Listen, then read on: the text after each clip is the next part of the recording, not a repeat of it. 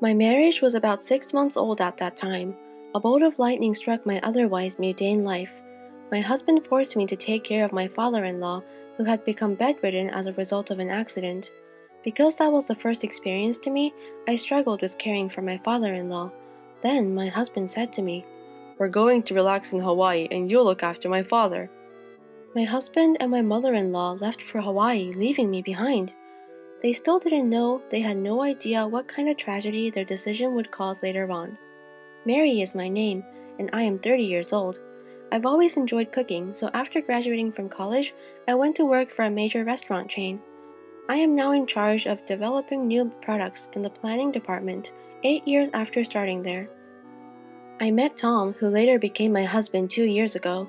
I went to my favorite Japanese pub all by myself, found full that day, sat at a counter. Tom was sitting next to me. We found we were the same age through a conversation with the pub master. We had a nice chat and exchanged contacts. Tom began inviting me to dinner on a regular basis after that, and we began spending time alone together. He was upbeat and funny, and I found myself drawn to him. He appeared to be the same way, and we started dating naturally. We got married 6 months ago after a year of dating. We are currently enjoying living together in an apartment located between our workplaces. I sometimes cut corners on housework because we both have work, but Tom always smiles and says, "You don't have to be perfect at housework. I'm just happy being with you." I wish I took time to prepare dinner as well, but I'm happy just to be able to have dinner with the person I love. I believe so. Thank you, I said. Tom is always so gracious. Only to you. I like to treat the people I like nicely. I'm so happy to be your wife. Me too. I'm really happy to have a wife like you.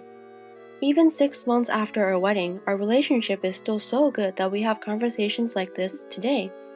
I thought that our happy days would last for a long time, but then, all of a sudden, those happy days vanished. My husband was already in the living room when I got home from work that day. Normally, the first one who got home would say, "Hey." However, there was a somewhat heavy silence on that day. I nervously talked to my husband, who was on his phone with a worried face.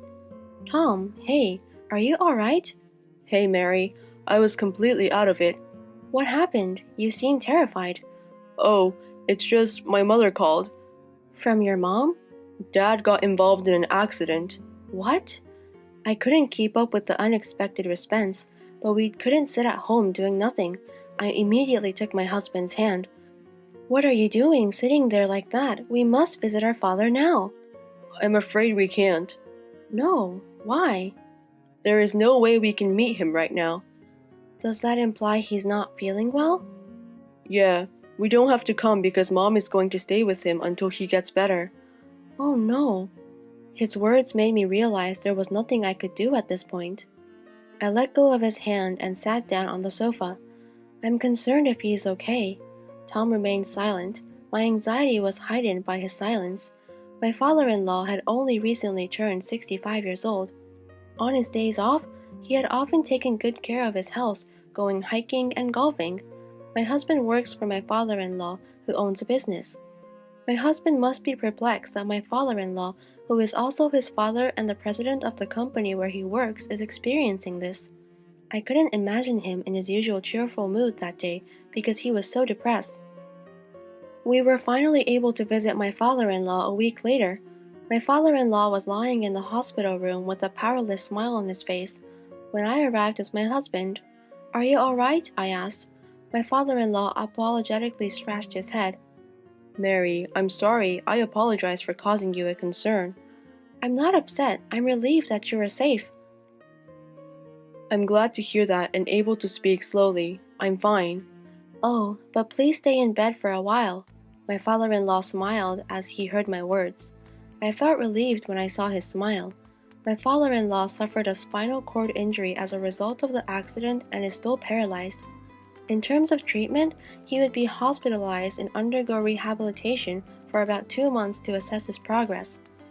Even after he was released from the hospital, he would require ongoing rehabilitation.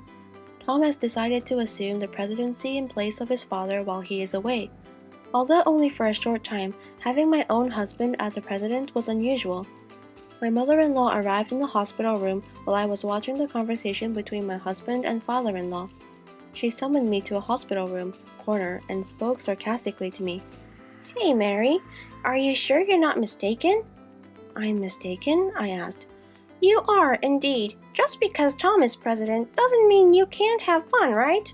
Please don't take advantage of Tom." "I don't have to be concerned about that because I'm employed and well compensated." "I'm not sure. In the first place, you were aware that Tom was the boss's son. What a vile young lady!" The mother-in-law smirked and said those words matter-of-factly, but it was her imagination, not reality. I didn't realize Tom was the president's son until we were dating for a while. As a result, my mother-in-law has been sarcastic toward me since the start of our marriage. I didn't want to be misunderstood and hated her one-sidedly, so I snapped at her on the spot. "I didn't ask him for money. Tom's personality captivated me." "What? What are you on about? You speak to me as if you know who I am." "That is correct. Nothing would be misunderstood by you." "I'm not sure. Whatever you say, I will never approve of you." "Oh no." My father-in-law, perhaps noticing our conversation, and asked, "What's wrong?" "It's nothing," my mother-in-law said, glaring at me. My mother-in-law's words and actions made it clear that she adored Tom. She probably thought I'm a woman who approached her son for money because we married after only a year of dating. Her attitude toward me has been ruthless since the moment I went to greet her at the wedding. But under that circumstances, I never expected my mother-in-law to be so sarcastic towards me. My husband also adored her troublingly. He said something like this a few days later. "Mary, you're aware that my father will be released from the hospital the month after next, right? We'll be returning to my parents' house at that time." "Wait a minute," I said. "Why are you suddenly saying so?" "That was suggested by Mom. This is a good time for us to move in together," she said. "Mom can't live with my father by herself." "But it's not easy to do that so quickly." "What are you on about? We're all in this together," Mom says to me. "That is so thankful." I was perplexed, but he stated unequivocally, "Anyway, that is a decision. Simply get your belongings packed in time for the move-in." "Wait, I won't be able to commute to work if I move to your parents' house. We had trouble finding an apartment near our workplaces." "Isn't it only 5 stops by train from my parents' house? You're very fortunate to be able to sit on the train in the morning." It appeared that my husband and mother-in-law had already decided to live together. After that, I asked my husband several times if we wanted to avoid moving in together, but they paid no attention to me. My husband became more devoted to my mother-in-law than ever before. On the other hand, his words and actions towards me became increasingly harsh. He was giving me another nagging lecture every single day. "How's the packing coming along? I won't be able to take time off work on the day of the move, so you will fill in for me, okay? You will be in charge of all household duties and Dad's care. Don't make my mother suffer." Even before the move, I was mentally overwhelmed by such remarks. The company was in the midst of a busy season, and I was juggling work and moving preparations. I was physically and mentally exhausted. 2 months later, the move was completed successfully, and my father-in-law was released from the hospital. I hardly had time to breathe, but I started a new job as a caregiver of my father-in-law. I got up at 4 a.m. to prepare breakfast and do laundry at the same time. Following that, I flew to my father-in-law to give him a morning massage and change his clothes. I had to finish breakfast before my husband and mother-in-law did, and once I was done, I helped my father-in-law with his meals. I finally left for work after everyone had finished their breakfast. Despite all of my caregiving and housework, my mother-in-law was not pleased. She would always try to prevent me from going to work in the morning. "Mary, do you have a minute?" I apologized to mother-in-law. "I have to leave right now." "What are you on about? I'd like to make a complaint about your breakfast. That is why I am speaking to you." "When I get back, I'll reach out to you. Now I'm going." "Don't argue with me. Just sit there." "No." "Come on, take a seat." My headache began with my mother-in-law's yelling. I started having heart palpitations and headaches whenever my husband or mother-in-law gave me an unreasonable sermon at the time. However, responding to them was counterproductive. The quickest way to complete tasks was to remain silent. Because of my mother-in-law's sermons, I was always barely on time for work. My coworkers were concerned about my tardiness because I had never been late before. 3 months had passed since my father-in-law left the hospital. I didn't have time to catch my breath because I was so busy. I had to prepare dinner as soon as I got home from work. My husband scorned the dishes I had hurriedly prepared in the limited time available. "What's the deal, Mary? I come home exhausted and you want to have fish? Are you sure?" I apologized. I had to leave the kitchen to clean up my father-in-law, so I made boiled fish. "You should make something that will increase my stamina. I'm not interested in boiled fish." My husband took out a cup of noodles and began to fill it with hot water. As she watched me fall silent, my mother-in-law smirked. Depressed, I went to my father-in-law and dressed for the evening. Then, perhaps noticing my predicament, he inquired worriedly, "Mary, you appear pale. Are you all right?" "I'm fine. I've been a little preoccupied with work." "Is that it? I've been hearing a lot of yelling from my wife and Tom lately." "It's entirely my fault. I'm not particularly talented in many areas." "I don't think you look like that." I tried my hardest not to worry my father-in-law by smiling and lying. That's what I only could do to keep my spirits up. The truth was that I'd always wanted to get out of there, but what if I left now? What would happen to my father-in-law? I couldn't just throw it all away after thinking about it. I had days off from work at the end of the year, but that didn't stop me from doing house cleaning. My husband made an outrageous statement on New Year's Eve. "My mother and I are currently on our way to Hawaii." "What? Hawaii?" "I spent a long time discussing it with my mother. We've been discussing it for quite some time." "Wait a second. Think about the situation your father is in." "He is okay with you being here. You're also off work, so you should do something." With a triumphant expression on their faces, my husband and mother-in-law showed me their large carry-on cases. They must have found my perplexity amusing because they tried hard not to laugh. The trip's first day, as they were leaving the house, my husband said simply, "Well, you're going to take care of my father. We're going to Hawaii to unwind. We'll be relaxing in Hawaii, so you'll have to do it yourself." My husband and mother-in-law both laughed as they shut the front door. Something inside of me snapped at that exact moment. "Look after him? What are you on about? Why do I have to do everything by myself as a step-family member? I can't take it any longer. I'm divorcing him when they return." Something exploded in my head, and I resolved to devote myself to caring for my father-in-law until they returned home. I was already planning to divorce, and I decided to do nothing and leave the housework. I made breakfast for my father-in-law as usual the next day and went to his room with a towel to wipe him and change of clothes. My father-in-law approached me with a smile as I did so. "Mary, best wishes for the new year." "Dad, I wish you a happy new year." "What happened to Tom and my wife?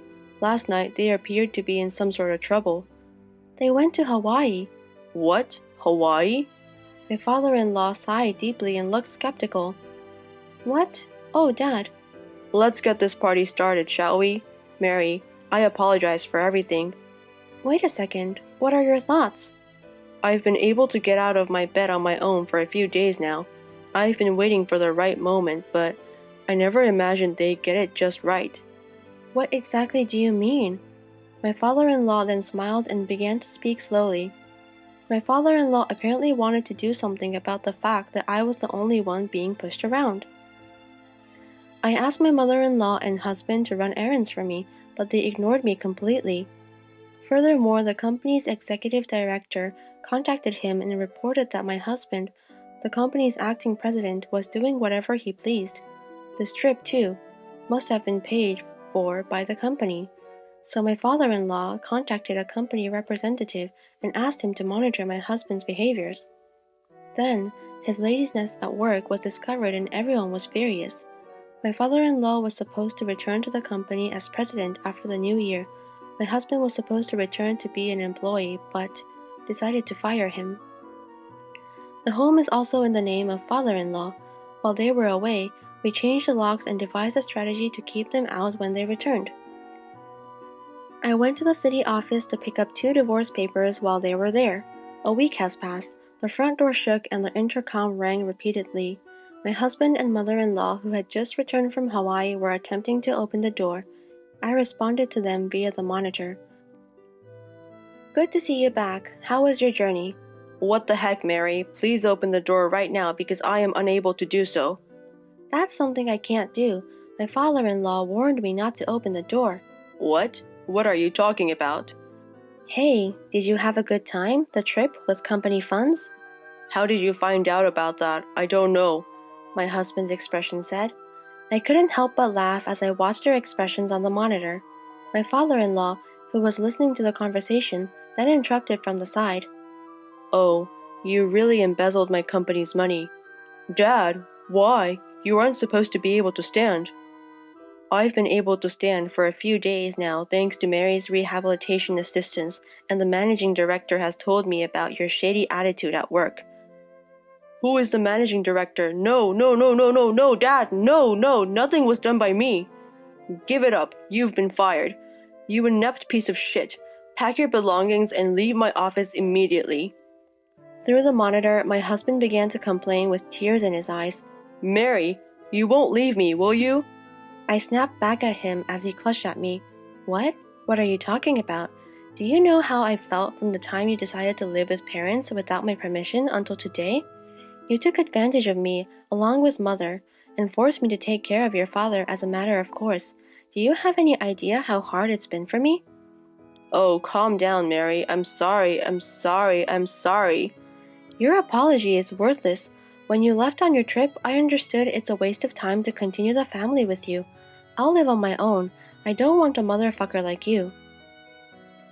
At my words, my husband backed away dazzledly. My mother-in-law hurried to support him. The scene was that of a painful mother and son. After that, my father-in-law opened the front door and confronted them with the divorce papers I had received.